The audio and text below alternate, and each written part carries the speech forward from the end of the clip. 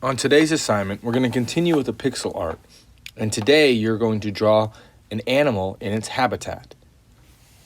Using booleans and conditional formatting, we're going to choose the colors based on the key up at the top left of the screen. If I want a cell to be red, I have to choose each cell and select the drop-down to input the number in the key. In this case, red corresponds to the number 0. So each cell that I would like red, I have to choose a 0.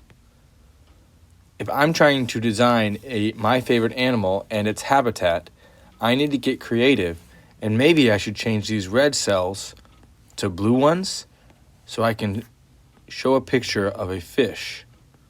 If you want to clear a cell, you just have to delete the item in the cell. Have fun!